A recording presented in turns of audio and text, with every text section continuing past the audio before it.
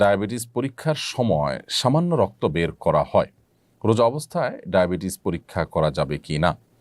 ভাই আমিনুল ইসলাম, ডায়াবেটিস পরীক্ষার সময় সামান্য যে সুইয়ের অগ্রভাগে যে পরিমাণ পানি থাকে ওই পরিমাণ রক্ত যে বের হয়, এর ফলশ্রুতিতে আপনার অজুও ভঙ্গ হবে না যদি এটা গড়িয়ে পড়ার মতো অতটুকু না হয়।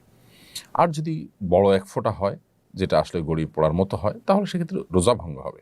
আর রোজা অবস্থাতে এই টেস্ট করলে রোজার কোনো ক্ষতি হবে না, কারণ শরীর থেকে 1, 2, 4, 10 ফোঁটা 20 ফোঁটা এরকম রক্ত পড়লে রোজার কোনো ক্ষতি হয় না। যদি এত বেশি রক্ত পড়ে যার ফলে আসলে রোজাদার ব্যক্তির জন্য রোজা রাখাটা চ্যালেঞ্জিং হয়ে যায়, দুর্বল হয়ে যায়, তাহলে সেটা অ্যাভয়েড করতে শরীয়ত নির্দেশ করেছে, যদি সেটা অ্যাভয়েড করার মতো হয়।